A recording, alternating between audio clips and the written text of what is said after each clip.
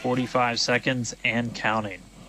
Good event, game met. All right, now as we close in, we are past the 40-second mark. So let's listen in. Flight Director Ty Huntington's going to take us through one more time for a Starship liftoff.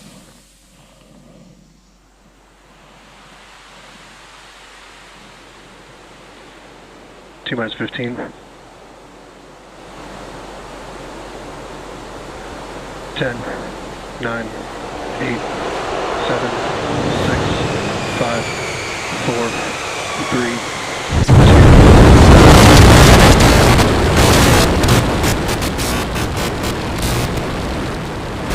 We have liftoff.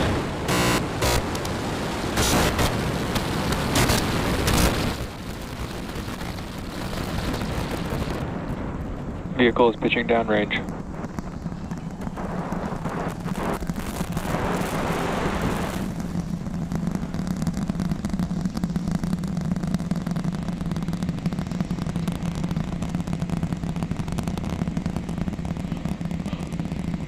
All right, 30 seconds into flight. The rumbles are still building here in the Raptor's nest.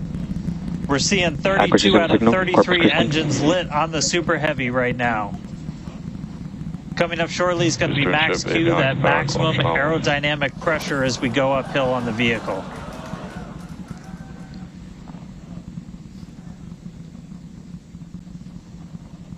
Max Q. All right, we just passed through max Q, so we're going to continue on up. We still have about a minute and 30 seconds until we get to stage separation. Starship now flying faster than the speed of sound.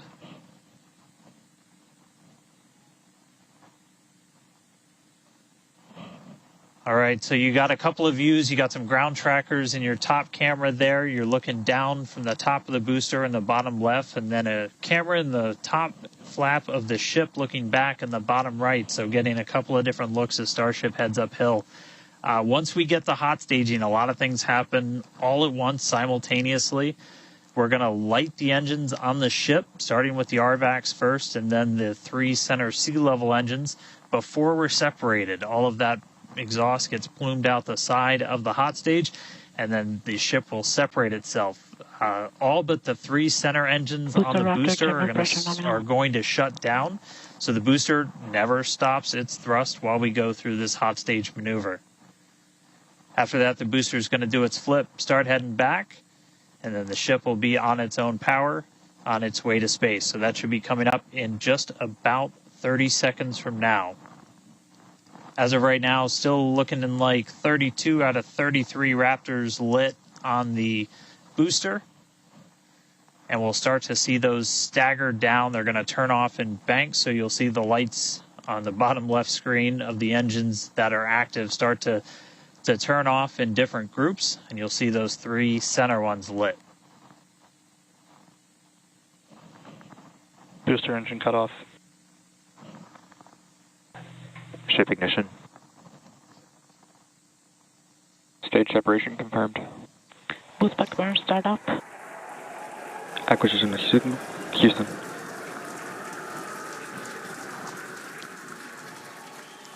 Hot stage confirmed. Ship under its own power. Booster boosting back. Looks like all 13 are lit. Kate, we got a booster on the way back to the Gulf and a ship on the way to space. Acquisition signal. Status. Ship chamber pressures are nominal. Ship power and telemetry nominal. All right, the first stage currently performing the boost back burn. This is expected to last a little over 1 minute. This propels the booster back toward the coast, taking it to a landing in the waters of the Gulf of Mexico.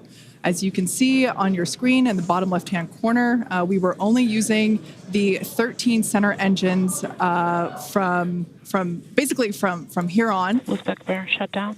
Heard confirmation there of good boostback burn shutdown. Stage 2 tank pressures are nominal.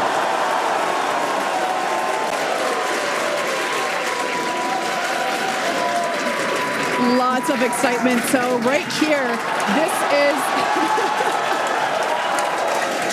This is our view of the jettisoned hot stage. As we mentioned, this is a temporary fix to help reduce the weight of the booster, the Super Heavy booster. Future iterations will have a lighter weight integrated hot stage structure that won't need to be jettisoned. Now, after we jettison that hot stage, the booster will begin to attempt its water landing in the Gulf. In the meantime, the ship will coast for about 40 minutes or so up to an altitude of 214 kilometers. And after its coast phase, it will attempt a controlled reentry, including a flip maneuver and a landing burn just before splashing down in the Indian Ocean. But as a reminder, we are not attempting... Trajectory nominal. Good news there. Trajectory is looking good for the ship, which is on the right-hand side of your screen.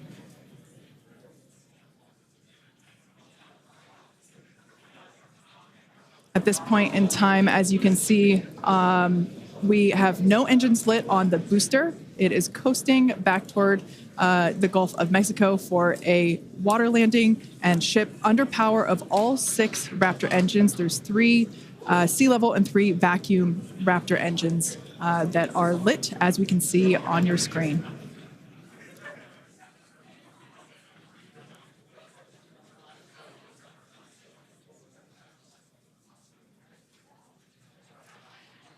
These views have been looking incredible. Super Heavy has been performing beautifully today. And you can hear the crowd is very excited about it. As a reminder for Booster, the primary goal today is to do a landing burn and a splashdown in the water. And we are just about 30 seconds away from that landing burn expecting to begin. And an incredible view from the forward portion of the booster. This is basically on top of the Super Heavy booster where we have jettisoned that hot stage. So now we can see this incredible view of Earth as it's making its way back down to the Gulf of Mexico. Right now, the booster is using the 4 hypersonic grid fins to guide itself through atmospheric re-entry. And we are expecting that landing burn here.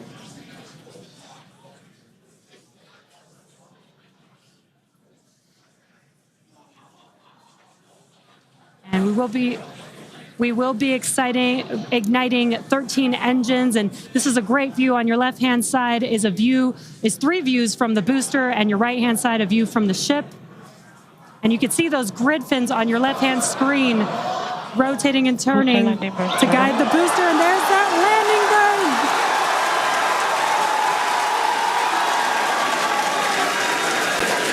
That landing burn just begun, and you can see the water below.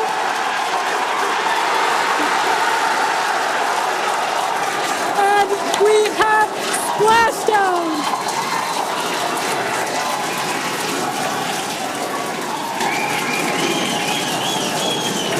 What an incredible sight! Congratulations to the SpaceX team! Ship has entered terminal guidance. That was absolutely incredible. The first successful splashdown of the Super Heavy booster. Loved seeing it just tip over into the water before losing that footage. Now the next milestone is coming up in about under a minute. The ship is going to shut off its Raptor engines, Ship engine cut off. which we see right there. As we mentioned before, today's test flight is not an orbital flight, but rather one that demonstrates the Starship's orbital capability.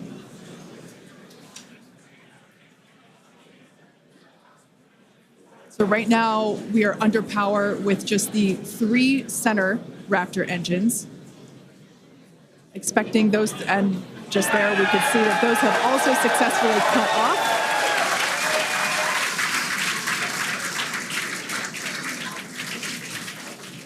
Ship FDS is saved. What an incredible... Nominal orbit insertion. Oh, there's great news there. The call out we were hoping to hear.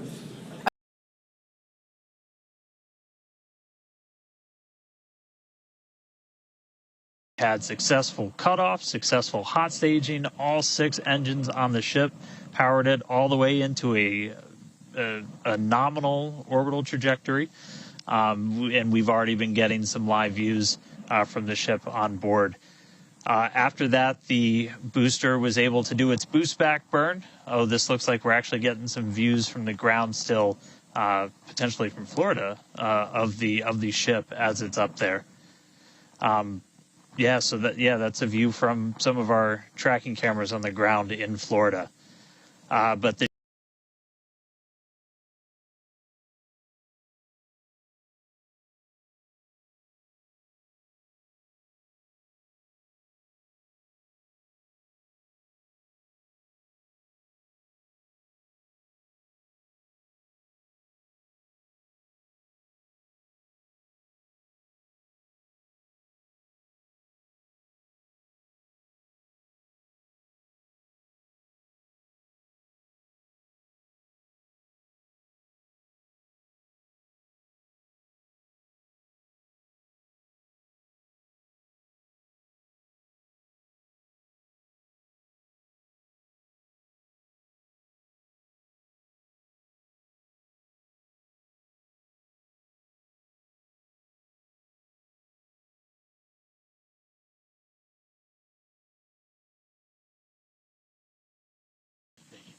right now we're getting closer to re-entry.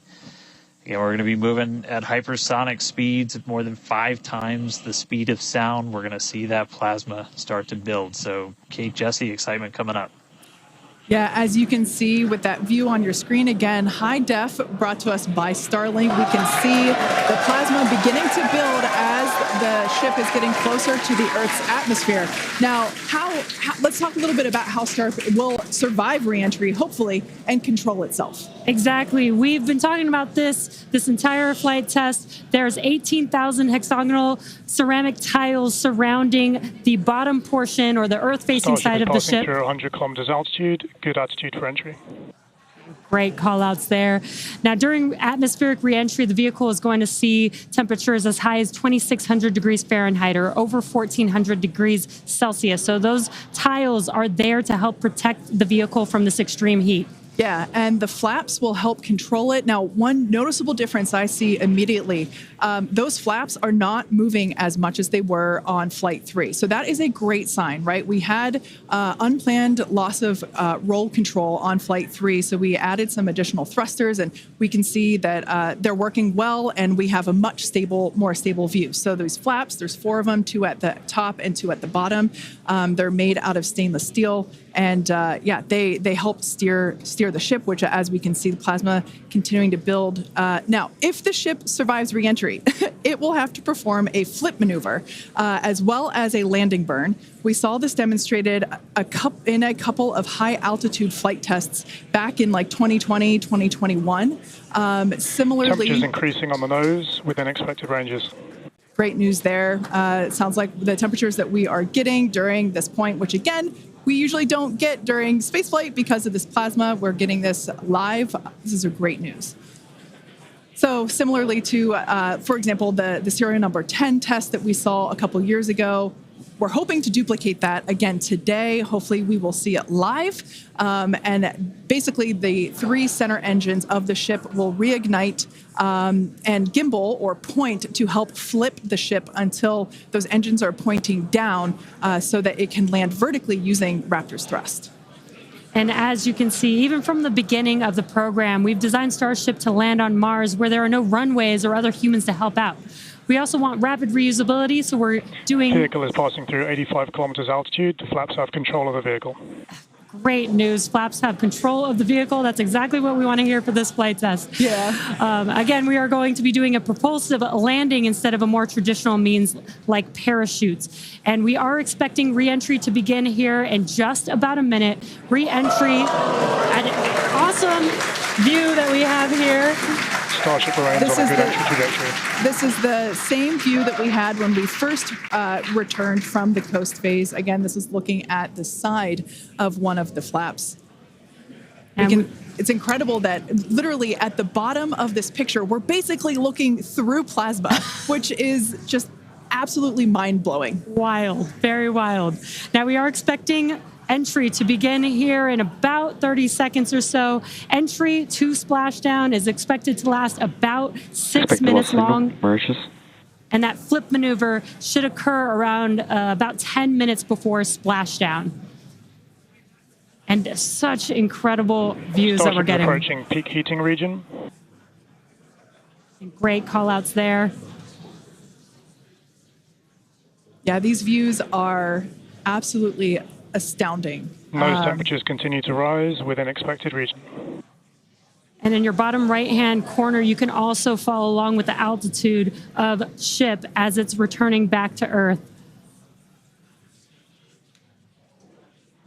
So once again, this view is basically looking down into the plasma blanket that is building up around the exterior of Starship. It is traveling, as you can see on your screen. You can look in the bottom right-hand corner and see how fast it's going, how high it is, as well as the general orientation. Again, we're seeing a lot more stability, a lot more control here on this flight, which is great. It shows that the iterations, the learning... Starship is now in expected peak heating region. All right, great news there, telling us that this is basically the hottest point that Starship should get during its reentry. Now, the heat shield is working with the atmosphere for some free braking, okay? The atmosphere is helping to slow the Starship down. Yeah, exactly. We're not using any engines or thrust to slow the vehicle down. Exactly what Kate mentioned. We're just using the atmosphere and those heat shield tiles protecting the vehicle as it's coming through that high heat temperature. Yeah. Now, this is another one of those moments that we have been waiting for. Right now, the ship is currently re-entering the Earth's atmosphere, and by all looks and all call-outs that we're hearing on the net, it is doing pretty well. Now, we do not plan to recover the spacecraft today, but rapid and reliable reusability is the ultimate goal.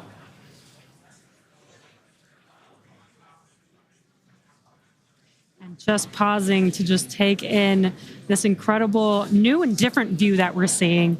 We did get a similar view in Flight 3, but again, the vehicle did lose a little bit of its control, attitude control, and this is a very stable view. This is great. This is exactly what we want, and we are hearing that we're getting expected call-outs. Mm-hmm. Absolutely. Starship is seeing half a G of acceleration, remains on a good entry trajectory. You know, it's incredible to look at this photo and wonder, wait, is it real? Is it frozen? We can see so I was just going to say Nose temperatures have stopped increasing. Oh, that is great news. The temperature is no longer building. But I was saying, we have a little bit of indication there. We can see that streaking that occurs and tells us that this is indeed a true view. So once again, we are looking basically through the plasma that is building up around the exterior of the ship. And I still cannot get over that we are getting a live view of re-entry right now, live on your screen. Again, we've said this over and over, but all thanks to Starlink. We are able to use Starlink in space, which we're getting this incredible data. And not only just the data from the sensors, but getting live imagery of what is actually happening, which is great, which we've never been able to do live before. Right. Now, just a quick future outlook here. So in about, at T plus about 1 hour and 2 minutes, we should hear a call out for entry transonic. That means that the ship is going near the speed of sound. And then about a minute after that, we'll hear another call out saying entry subsonic, meaning that the ship is going below the speed of sound. So these are all continued indications that the atmosphere, right, as the ship comes back down, it is getting through the more dense part of the atmosphere, and that atmosphere is helping to push against the vehicle, and those heat shields are protecting the vehicle during this high heat period.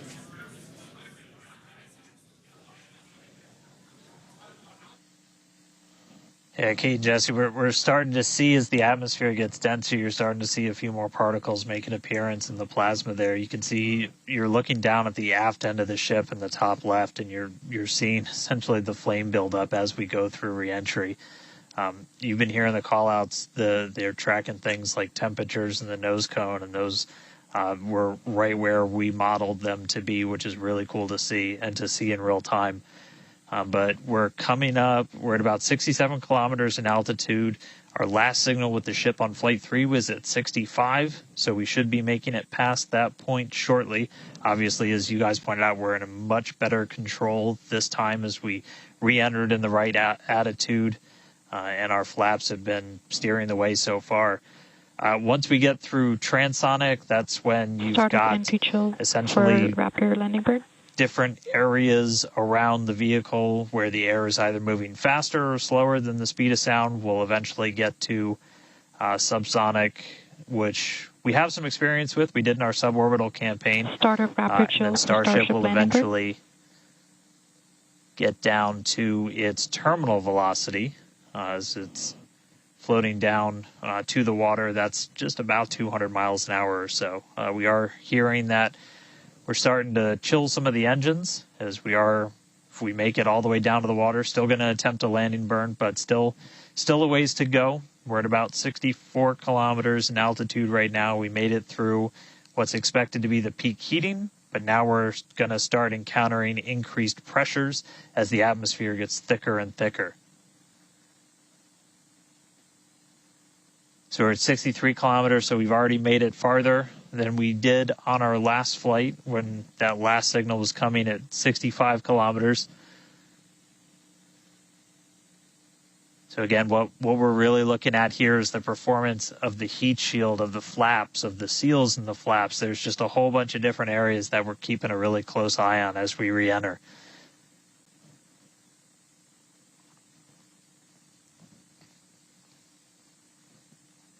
Starship remains on a good entry trajectory.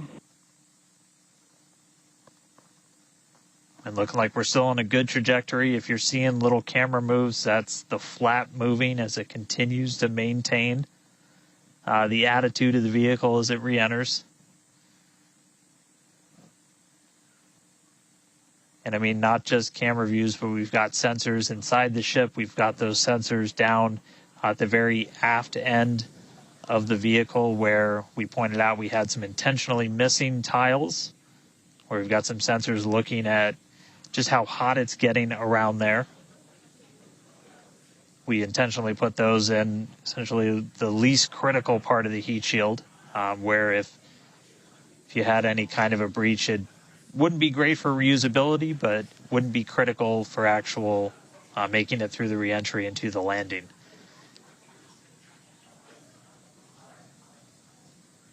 "58 kilometers, we're continuing to descend.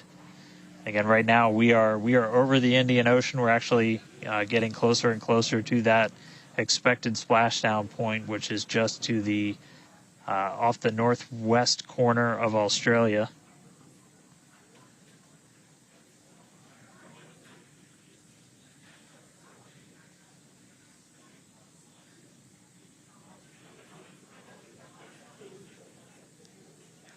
And if you keep an eye on our speed, the speed is dropping. We're hitting the thicker part of the atmosphere now. The speed's going to start dropping precipitously. We're going to start getting to transonic pretty soon, and then after that we'll get into subsonic, where we're moving less than the speed of sound. But wow, what a light show so far!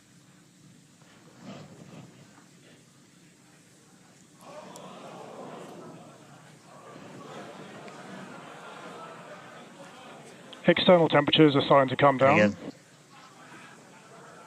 this camera view is looking right at one of the forward flaps.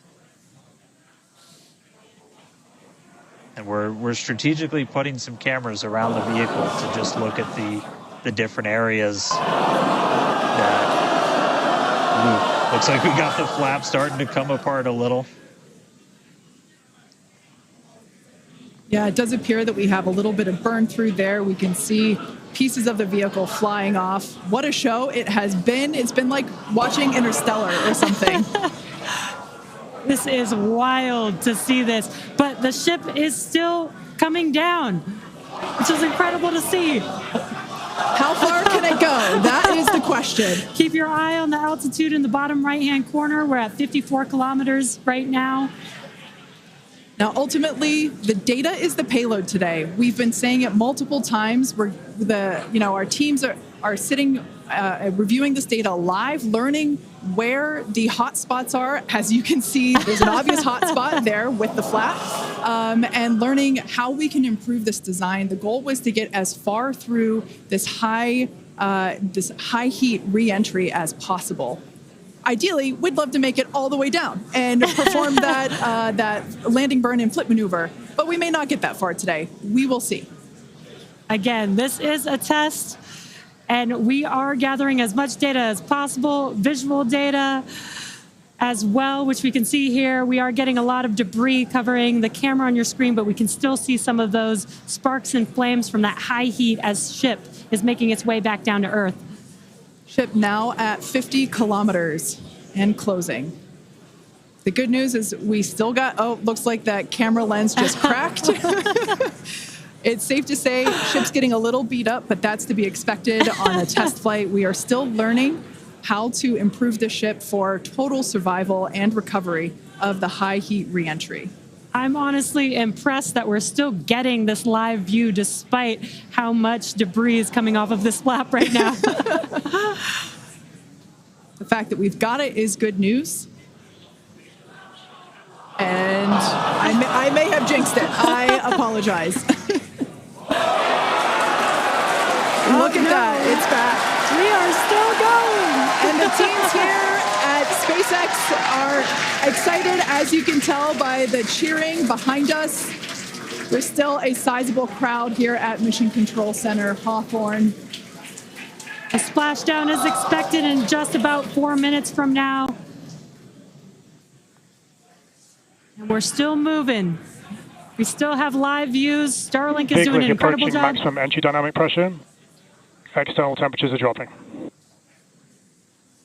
Okay, good news. Those external pressures are dropping. The question is, how much of the ship is left?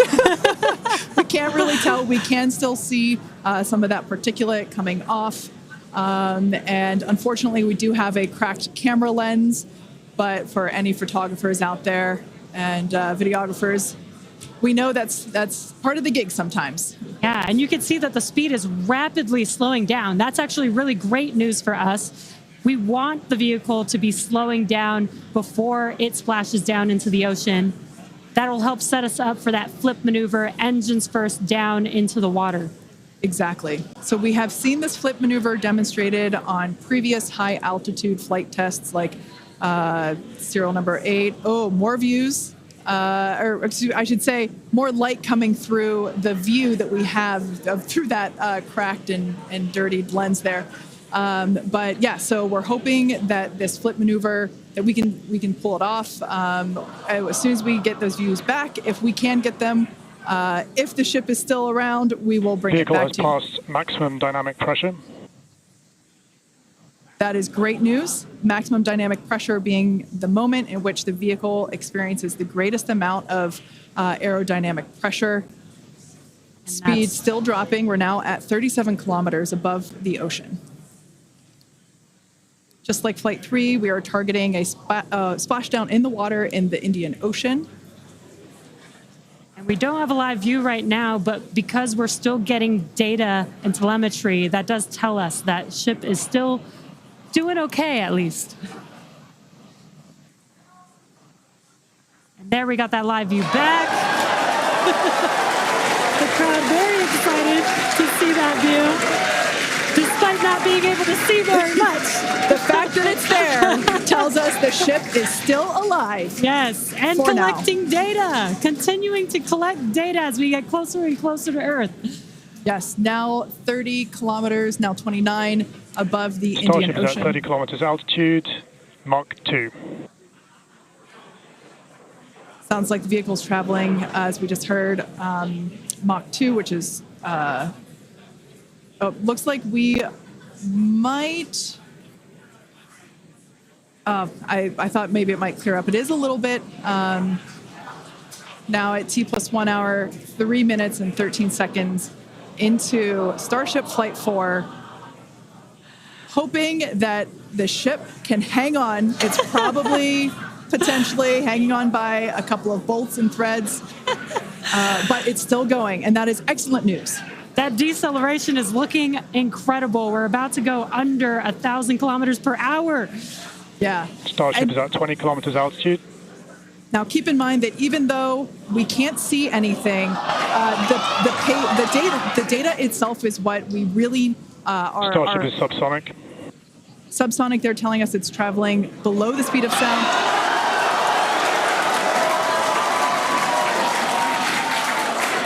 That movement means the flaps are actuating. I think we can see something. This is a nail biter. But we are, unfortunately, we can't see through the lens, but we're still getting the feed. Starship is now 11 kilometers over the ocean. All this data is incredibly important, even if, it breaks up right now. Okay, we can see that flap actuating through the glass. Starship is passing through 10 kilometers altitude. Okay, the next milestone will be initiation of the flip maneuver and landing burn. Keep an eye on the bottom right corner of your screen for those 3 center engines to relight. They will gimbal or angle so that the ship flips itself back up vertical and hopefully lands in a vertical position. And the crowd is very excited to get this view of that flap still maneuvering. Starship is passing through 5 kilometers altitude.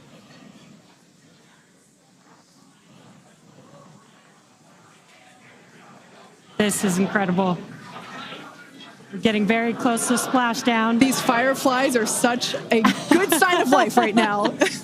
We wish we could see more, but we'll take it. Starship is at 2 kilometers altitude, terminal velocity.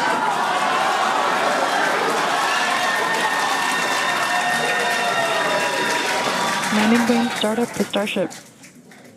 All right, good news there.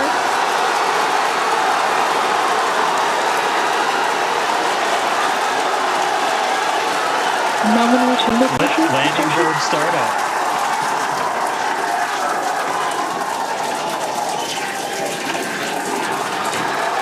Starship is in landing burn. Landing burn shutdown. The landing burn shutdown was commanded.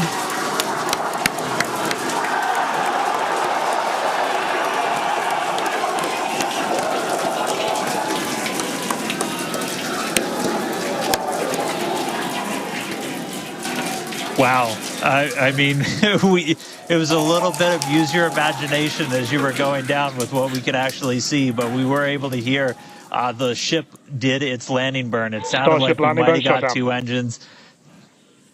And there's the final call for landing burn shutdown, but we'll go back through all the data, but we did get confirmation that a landing burn took place. Starship made it through re-entry and did its first ever landing burn.